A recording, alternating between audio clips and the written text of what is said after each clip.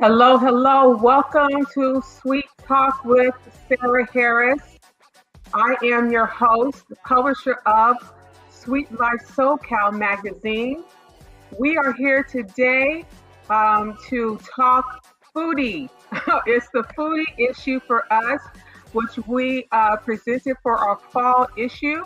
It is presented at SuiteLifeSoCal.com. Subscribe today. Check us out there. We want you to take a look at all of the wonderful, good information on the different types of food, different cultures, different experiences. And today we have a phenomenal guest. It's in the space of what we call sweet talk, those who have something to say about food. But before we get to that, I just want to remind people about our trip to Greece. The deadline is coming up soon. Sign up by November 15th if you're interested in going with us. Check us out, scan the QR code, or go to SuiteLifeSoCal.com to check us out. And in the final time frame for Radio Golf at A Noise Within. Check it out. They run through November 13th. Again, I'm your host, Sarah Harris, a publisher of Suite Life SoCal magazine, and it is my honor today to bring someone to you that I have known for years, and is just a wonderful person, an inspiring person, and I just think that you will enjoy our talk today. So I will give an introduction of her, but I want to bring her on screen as I deliver that introduction. So let me welcome in our guest today, Miss Veronica Hendrix. Hi. Hi, how are you? I am fabulous. How are you? You look fabulous. Thank you. Thank you. So do you as well. So do you. I want to give you your proper introduction. I want to have you on screen as I do that, though. Basically, to me, our writer, Shirley Hawkins, for the article that we have in our fall issue, you got yours too. We have a wonderful feature. Miss Veronica there in her kitchen doing her thing. But it just, the intro to her write-up was just so perfect. And I just kind of wanted to read it real quick. And it says, comfort and luxury can coexist in all aspects of life. According to food journalist, author, and Food Network finalist, Veronica Hendrix, this is how she approaches everything, especially food. She is the force behind the beloved blog, Collard Greens and Caviar, a scrumptious digital playground of kitchen product recommendations, expert interviews, and comfort food recipes with simple but luxurious twists to them. You'll find flavors for every season, globally inspired dishes, pastry, delights, and savory sips that would whet anyone's appetite and maximize your kitchen prowess. So perfect. Because in this space of culinary, obsession and everything, I wanted to give an introduction of more of your background because you're so much more than that, champion for women's rights and causes and everything, and working in both government space as well as with nonprofits and corporate stuff. You just all around just a fantastic dynamo of a woman. But we're talking foodie right now.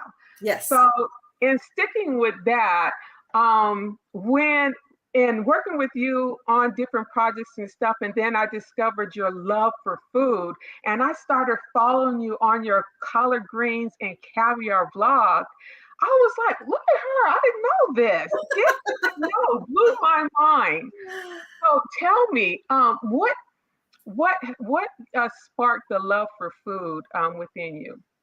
I have to give it to my parents. I mean, and the story that I have is a very pervasive story of learning to cook from your parents, watching your grandparents cook, and then coming from that generation where food was kind of like the centerpiece of our lives.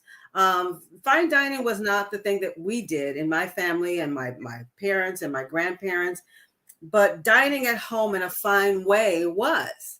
And so Mm, that's where this comes from. I started cooking at a very early age. And I love the story that I tell about my father and my mother working swing shift and day shift. Dad worked swing shift, mom worked day shift. And when I was old enough to stand up at the countertop and I would come home from school, Dad would show me how to start dinner.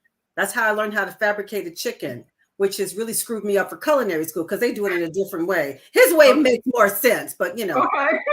but so I would start dinner before my mom came home, and so then when she came home after Dad went to work, then I would finish dinner. So I learned how to make basic things like smothered chicken, meatloaf, start a pot of beans. I mean, so that's Mm, really where it started, mm-hmm.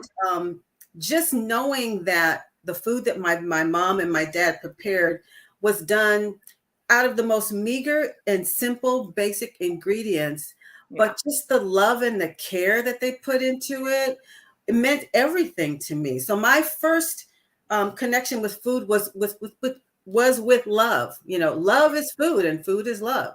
So Mm-hmm. that's kind of how it started, and then it just kind of permeated throughout my whole adult life as a young woman raising my kids. Mm-hmm. I still have a card that my youngest son, artist, made me for Mother's Day. It says, "Mom, happy Mother's Day and thank you for the food." So I kind of, he was like 5. Make sure to include that because it meant something, right? Oh my goodness. That is so awesome. But it's just a great way to nourish yourself. And we'll get into a little bit about my Yeah. philosophy about that.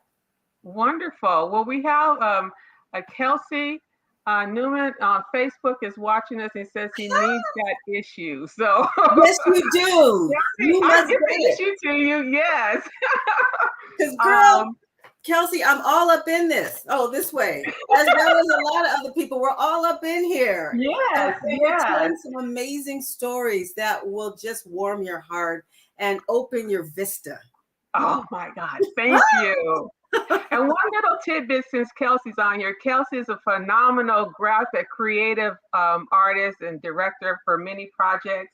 And in our issue, I have him listed. We have a resource guide because what we champion is about uh, people in the creative space and also the people who are the behind the scenes people because they're in great need, and so we keep a running list of those resources in there, and Kelsey is one of them. Phenomenal. Thank you, Kelsey. Okay, anyway. All right, back to Miss Veronica.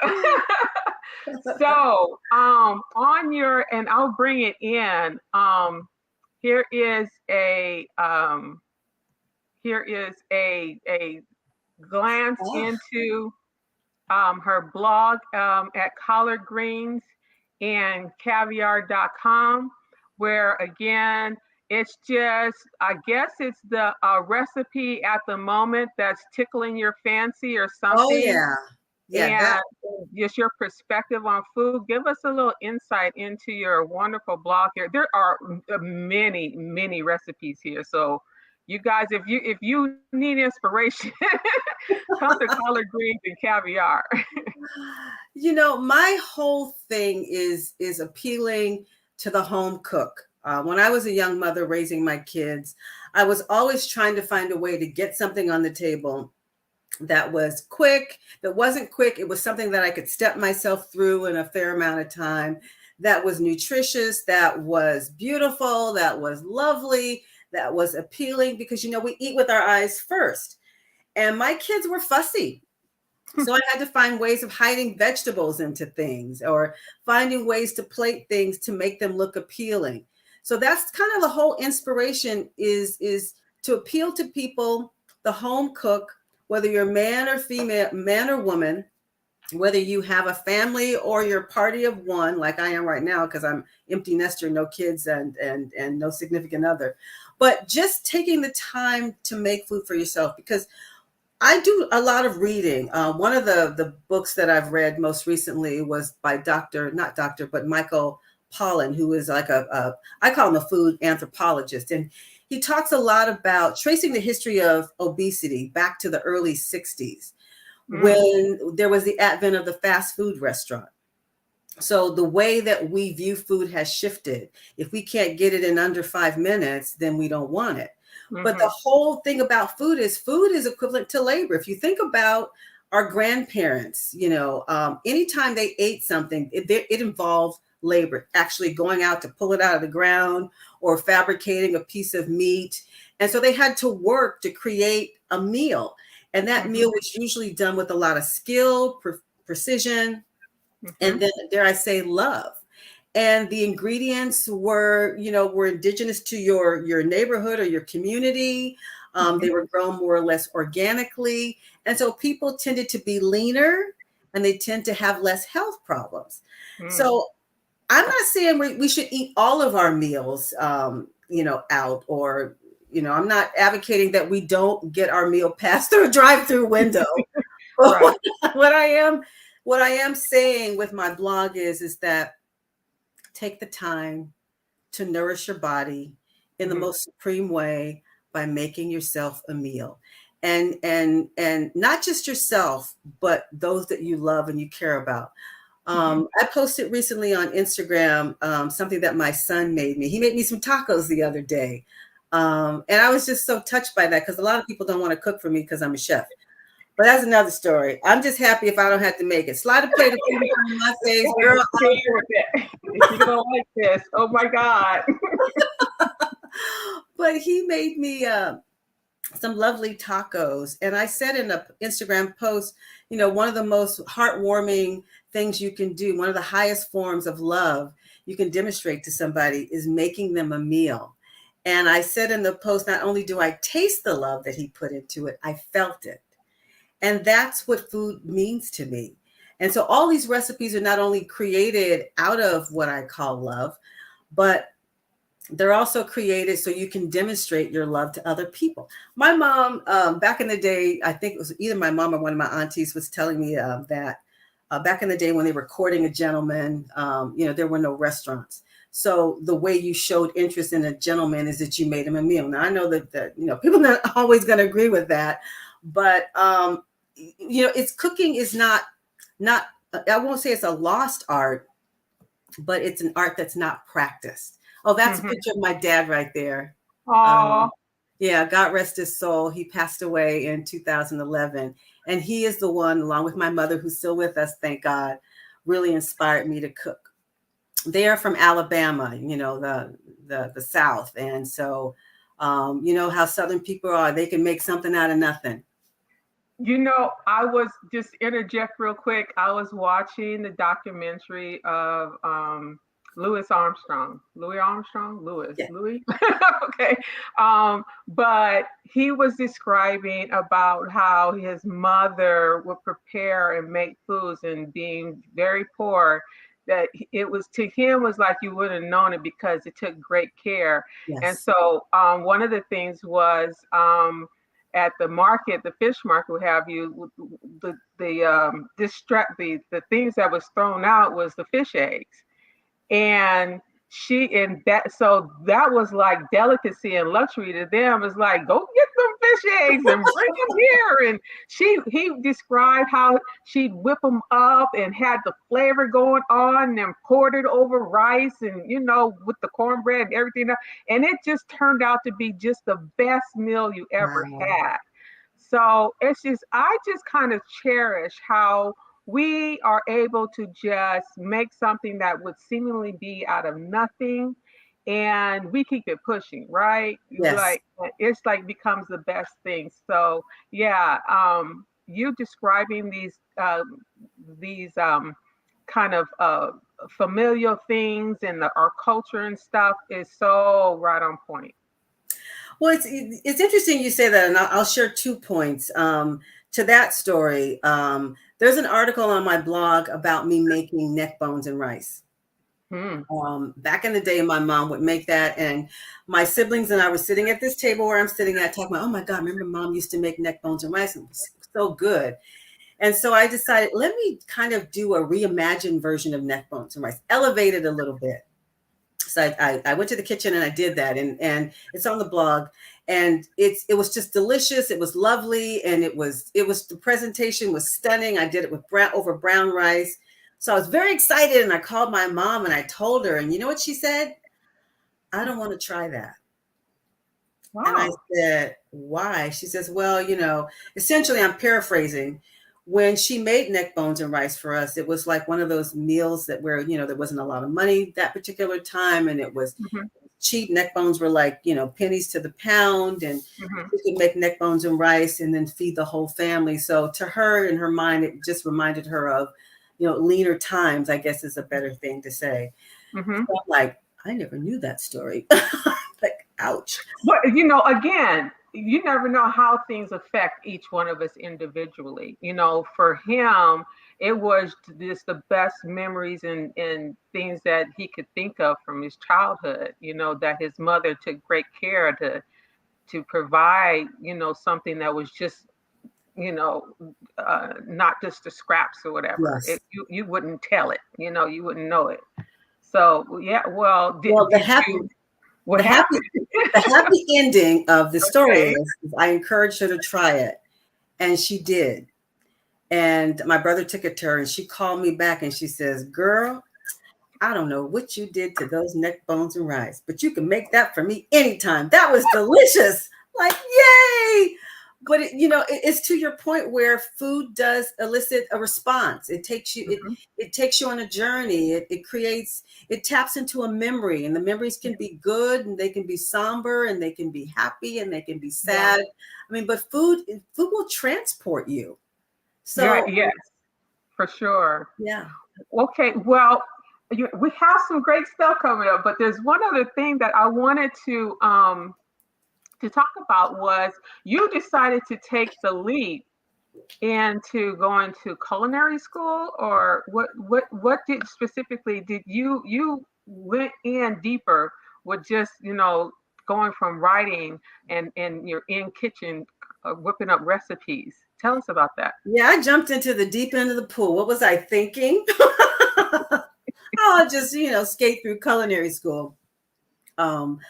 But it's been a challenge and a journey, and it's been remarkable. As you alluded to earlier, I did work in government for 28 years. A lot of people don't know that. They only know me as a food writer or as a journalist, which, I had these two careers. But when I retired in 2020, I immediately enrolled in culinary school at LA Trade Tech College. Go LA Trade Tech. All right. They have an amazing program. They just built I believe it's a $75 million cooking studio, culinary lab, and state-of-the-art, world-class instructors. And so I enrolled, and I'm learning so much, and I'm just expanding my skill set. And I'm expanding my perspective about food, because a lot of the things, it's based on French cooking, but we learn a lot of other cuisines as well. I will be done in June of 2023. All right. And I've been pushing through it. It's rigorous, it's demanding, but I'm telling you, I'm having the time of my life. And the reason that I did it is not because I want to open a restaurant or anything, but I want to be a better content creator. I want to be a better culinary communicator. And when I talk to chefs, I want to be able to speak their language, because I don't know where this culinary journey is taking me. But I do believe it's more of a influencer or an ambassador, or, I'd like to return to the Food Network as a judge rather than a contestant. That is my goal. Okay. I want to be a judge, and I don't want to compete anymore. I'm tired. Well, but we know that's entirely possible, right? Yes. Because especially when it's like something that is in our heart, in our spirit, you never know what happens. And somewhere, someplace, somewhere, somebody's looking at you, right? And so I want to talk about one thing exciting that you have some news about, but I want to pop in right quick because I made a mistake earlier. Um, the Miss Lisa Baxter. Hi. Hi, Sarah. Hi, Veronica. And I mistaken. She was the wonderful writer for this article, right? And so just wanted to reiterate Miss Lisa Baxter. Hi, Baxter. How you doing? Oh, we had a great conversation. She's just amazing. Thank you, Lisa. Yes. So now for your wonderful news. Tell us about it. I will let you tell us about it. Okay, there's breaking news that just broke this morning at 6 a.m. LA time, and I believe 2 o'clock Milan Italian time. So the news is I'm going to read this so I'll get it right. I will be in October of 2023. I will be representing the United States as an ambassador, an influencer, and a journalist at the 42nd edition of Host Milano, the world's leading catering and hospitality conference in Milan, Italy. Woo! Oh my goodness! OMG! OMG! Okay, so in October 2023, you will be where? In Milan. So don't call me. Wow. You So need tell to us, how did WhatsApp me. it happen? Was it something that you went out for, or did somebody just, see you and make it happen? How did this happen? Oh my God. Everybody who knows me knows that I've had this love affair with all things Italian cuisine, especially cuisine. I'm into, but basically cuisine. And I've wanted to go to Italy, and I was planning on going after I retired from the city in 2020, but the pandemic hit and things shut down. And that's okay. But I just kept doing my thing. I kept creating food content, posting on Instagram, participating in events. And they actually found me on Instagram. And people laugh at me because I'm taking pictures of everything. But they found me on Instagram as a result of a gelato festival. I was a judge of a gelato festival back in May of this year. Gelato. And Okay. Gelato, which I love. And they did a lot of press. It was a lot of international press. So we did some interviews. None of it was really, none of it really landed here in the States, but it did land other places. So I got exposure in other places. But that's how they found me, on Instagram. Keep posting on Instagram. Don't stop. Yes, because you never know who's watching, and your work is not in vain. So if you're true to yourself, Exactly. What it is you put out there attracts right back to you. So keep it up. So what does this entail? Let me pop you here because Tony Washington says Thank congratulations. you, Tony. Hi. I remember Tony. We go back, way back. Thank you for listening, Tony. Yes, we appreciate everybody out there. And yes, please like and subscribe to our pages. Thank you. If you're on YouTube or Facebook, as well as for collard greens and caviar. What is it? Do you know what it entails that you will be doing? Okay. Yes. I had to sign a formal contract. It's somewhere around here. Wow. I know this is like the real deal. Okay. It's official. So my responsibilities are to write at least 4 articles about specific interest areas, because this is a hospitality and catering conference. Some of their main interest areas are food, pastry, coffee, pizza, and I believe kitchen appliances and gadgets. So I'm obligated to write at least 4 pieces that you'll see on my blog at some point.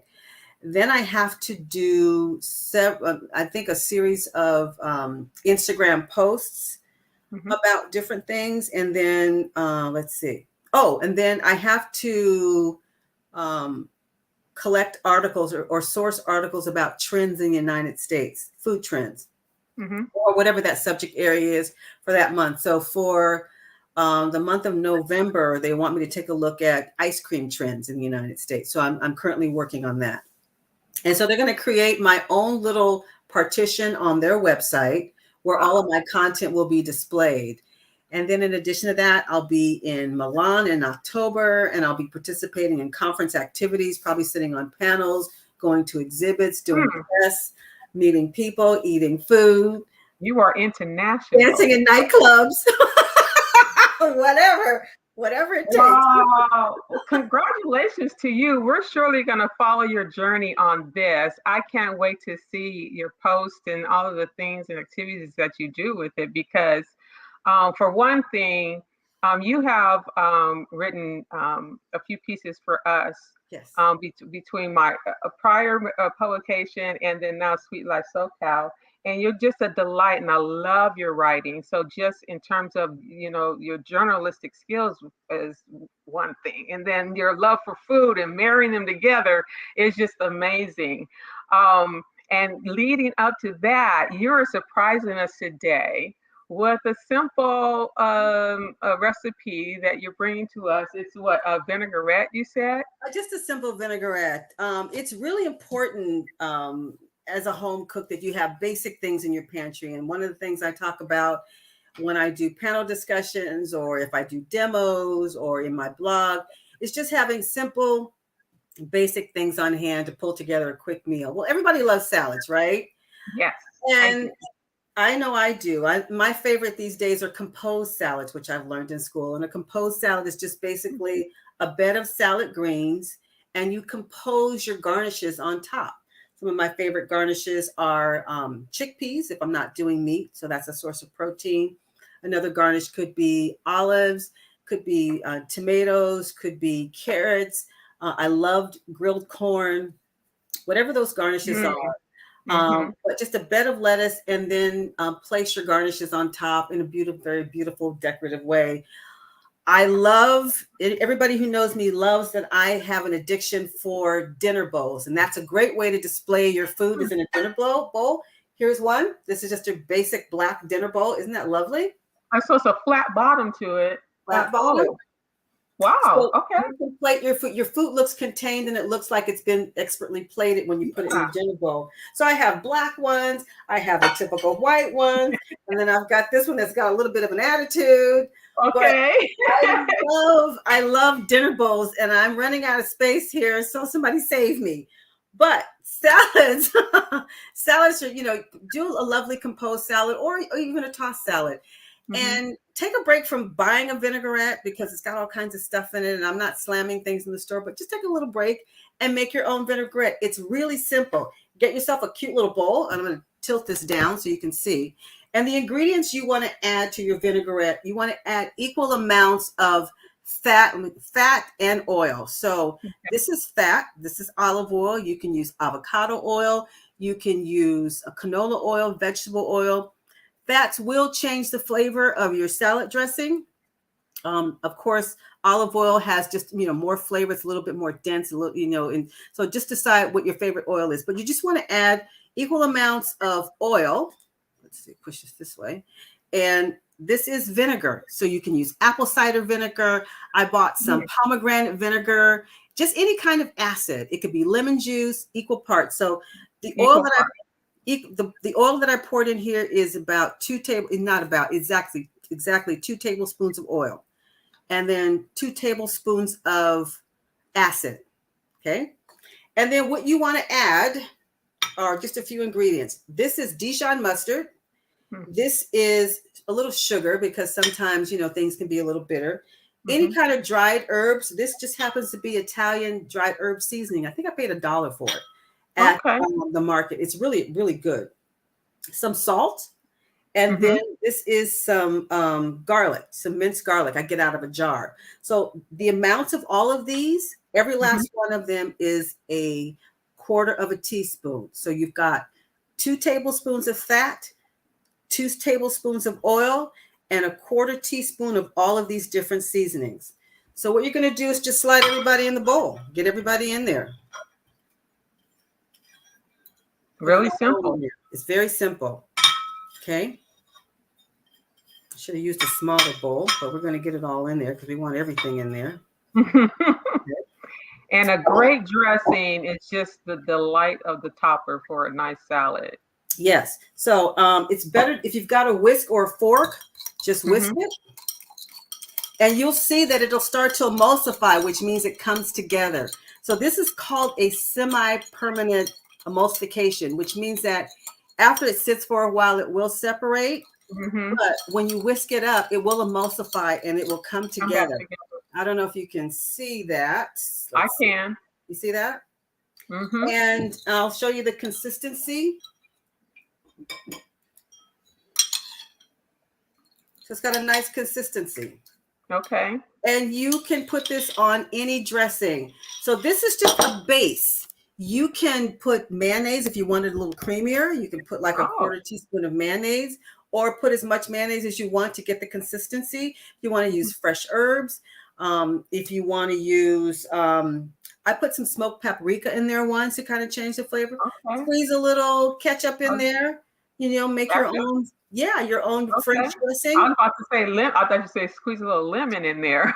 But... Well, you can use lemon juice as your acid. So, yeah. So it's equal parts of fat, which could be oil, your olive oil, your avocado oil, your canola oil, and then your acid would be either lemon, apple cider vinegar, white wine vinegar, champagne vinegar, my favorite. You know, just it's very, very simple, and you will love it.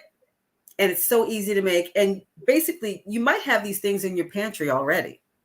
I think most of that. Yeah. A little Dijon mustard. Yeah. Or any kind of mustard, but I like Dijon. Don't look in your refrigerator and either see a way outdated bottle of dressing that you know you need to throw away, or you don't have anything at all in terms of store-bought dressing and say, I don't have any dressing, so I can't eat a salad. No, you can pull together a nice dressing with that. That was quite simple and to me delicious. To me, I love a light, flavorful dressing. And that kinds of fits the bill for me. Wow. Well, thank you for sharing that today. You're welcome. That's just a really simple, quick glimpse in terms of what she offers on her Instagram as well as Facebook, and then her blog. You're not currently doing any active blogging on there right now, but there is a lot there already. But do you plan to get back to it soon, or what are you going to do with that? Yes, I am. You know, culinary school has been taking a lot out of me. I think my last post was done around the 1st of October, which was the manicotti enchilada recipe, which I encourage everybody to make. It's like, I love Mexican food. I love Italian food. I found a way, like a mashup, and it's a great family meal. It takes a little time, but well worth it. But yeah, I will definitely be doing that. Don't be scared. Don't be scared. And you know what? If my trash person could talk, he would tell you all of the failed recipes that I've thrown away. So I say, keep trying and don't give up. Nourish yourself. That's the best way to control your health, is to nourish yourself by making foods that are nutritious and more wholesome. At least, cook for yourself a couple times a week, at least. Oh, yes, for sure. For your friends and people you love. And like I said, it's a great way to get people together. Food is the ultimate convener. And I can tell you stories of how many people have been in my little kitchen or in my house because I said, y'all come. Right. Because it's going down. And they show up, and we have a lovely meal. Well, I love what you say is your tagline or your motto, whatever it is, to cook fearlessly. Yes. And eat well. Yes. That's it. Wow, so wonderful. It's been such a pleasure having you here today. I was so looking forward to this conversation. Again, it's been a delight following you. Usually the taco recipes is the ones that I pick up and try to see what I can do with, because those are the more simpler ones. But I'm going to be more fearless in my cooking. I do pretty well. I do pretty decent, but in terms of really seeing some of the more what do you call advanced kind of recipes or whatever, it can be kind of intimidating if that's not your thing. But no, just dive in, right? Dive in, and the best way to approach it is gather all of your ingredients first. Don't run around the kitchen grabbing this and that. Put it all in front of you and then start, because then you can stay focused. It's called mise en place. In school, we learned that. You gather everything, forks, spoons, as you saw that I did with the vinaigrette recipe. Everything was here. And so then you're able to just move forward and bring it all together. Exactly. Good point. All right. You just got a sweet tip right there. I love it. I love it. Okay. Well, such an honor to have you here today. A true delight. Please pick up, go to SuiteLifeSoCal.com, SuiteLifeSoCal.com. You can subscribe or buy your single issue there. Yes, that's her picture. We are a digital magazine, but we do have a limited print one that you can get by going to our website and ordering it. And you can check us out there. And then we'll just continue to stay engaged with Veronica. And, we've got to see those pictures from Milan. Check them out there and just see how that is. That's going to be so fabulous. And I'm so happy for you. Really, Thank you. All right. Well, this has been another wonderful Friday. I'm going to let Miss Veronica go right now, but I have a couple of things to say.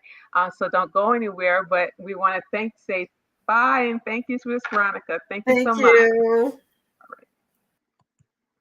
So again, I promise you this will be an awesome show, and I believe we delivered. It was so sweet today. I just want to say thank you to everybody who tunes into us. It's coming together so well in terms of the community of subscribers and listeners and people who tune in, and we just cherish and thank you. Please like us. Please subscribe if you haven't already, and follow us. We have another wonderful, great show coming up next week, and that is with Miss Gloria Davis. She is the executive director of GCLA, which is Girls Club of Los Angeles. They are celebrating 50 years of standing in the gap for LA families, and she's a phenomenal woman herself. And we look forward to that conversation next Friday at noon. Again, I am Sarah Harris, your host and publisher of Suite Life SoCal magazine. Have a wonderful, awesome, sweet Friday and a weekend to you. Until next time, stay sweet. Bye-bye.